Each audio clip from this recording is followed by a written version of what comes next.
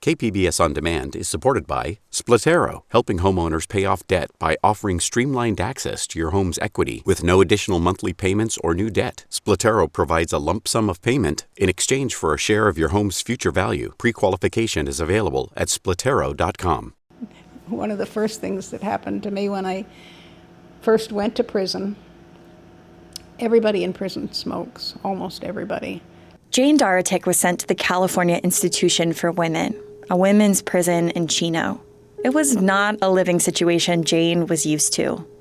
Remember, she's a nurse, a healthcare executive, an avid outdoors woman. And even though the rule is you cannot smoke inside the building, but of course, 90% of the women break the rules and smoke in the cell.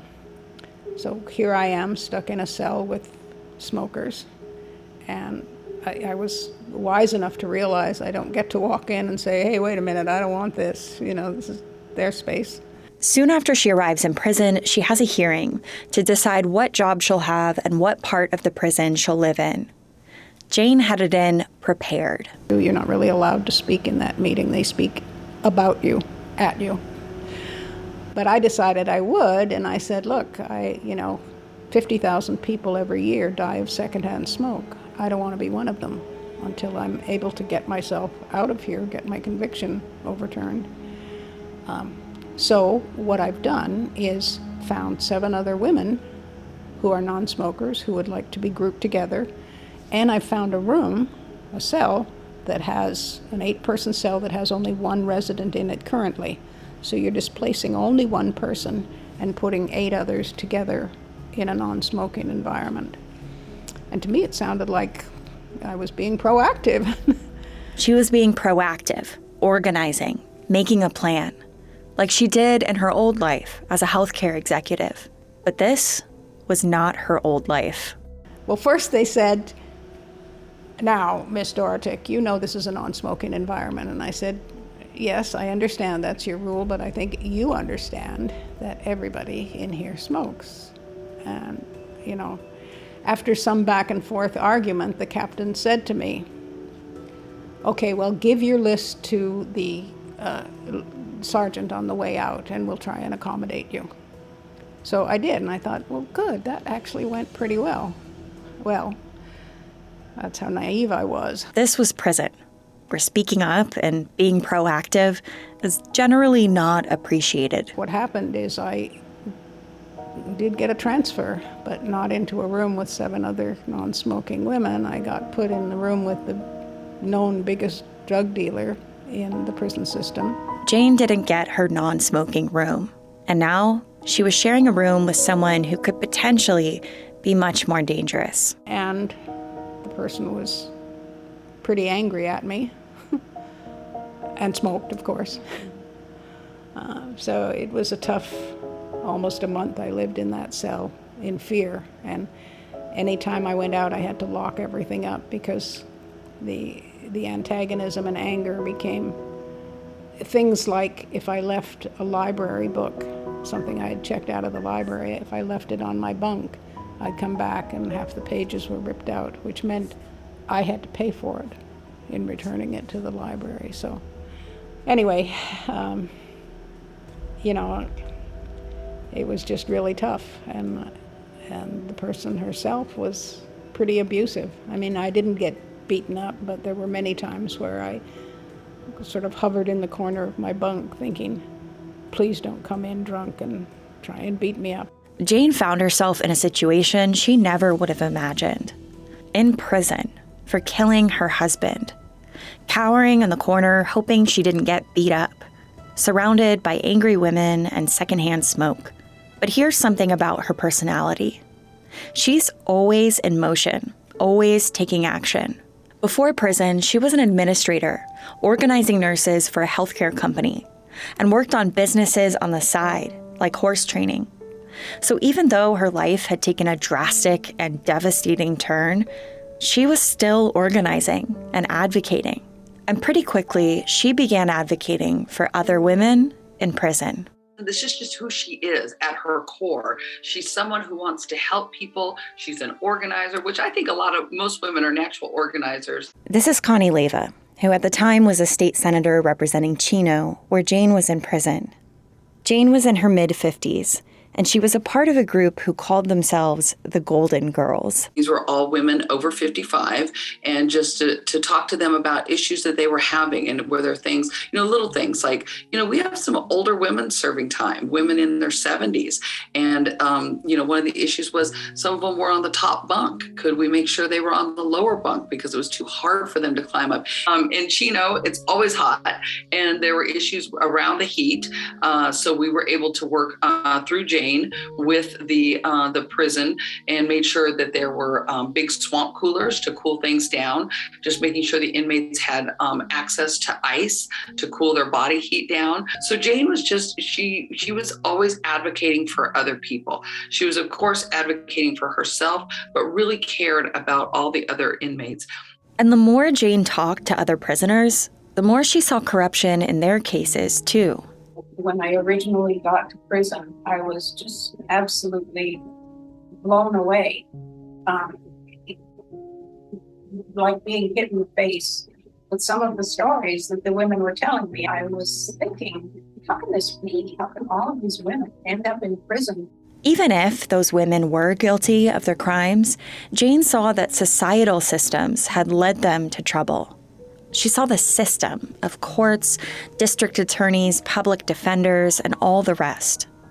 And she saw that system giving these women unfair sentences, unfair treatment under the law. And Jane had always thought the criminal justice system worked just fine. Now she was transforming to someone who viewed it as incredibly corrupt. The truth is, I did practically zero thinking about the prison system. And what little thought I did give to it, I thought, well, these are people who have violated society's norms, and so perhaps some time away, maybe even chopping up rocks, is not too harsh for them.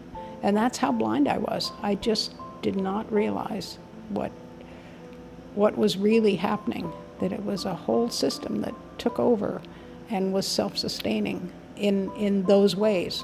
And as she met more women in prison, she realized many of them were serving extra time. They were in prison for longer than they were actually sentenced because of a mistake in their paperwork. So Jane began helping them. KPBS On Demand is supported by Splatero, helping homeowners pay off debt by offering streamlined access to your home's equity with no additional monthly payments or new debt. Splatero provides a lump sum of payment in exchange for a share of your home's future value. Pre-qualification is available at splatero.com. They had an evening aerobics class that I would go to regularly, and women would come running in, tears running down their face, holding, "Thank you so much, Miss Jane. Now because of this, I finally got it corrected, and now I'm being released next week, and thank you." Jane started a Compassionate Companions program. Prisoners would help care for other prisoners who were dying from cancer or another terminal illness. She also started knitting baby booties for pregnant inmates, and slowly, she became an advocate against the entire criminal justice system. I feel like in life, we all have a responsibility, no matter what circumstance we find ourselves in. We all have a responsibility to make life a little bit better. I have no criminal history. I have no run-ins with the law. I basically lived a pretty decent life. And for all of this to have happened to me, and then to be aware when I hear and read stories of other people wrongfully convicted, it's just something is so very wrong with the system. Today, she talks like a hardcore abolitionist advocate to drastically change the system of district attorneys. Turn that around, and it has to start with the power that the DA's office currently holds, and we have to take that away. To abolish lengthy sentences. Everybody says these horrible long sentences that are being handed out across the country do nothing to promote public safety. In fact, they're counterproductive. People come out of prison with a lot of negative behaviors because of the oppression within the prison system. So we're not helping society. Even to get rid of life sentences altogether. She says all of this work helped her get through the days in prison.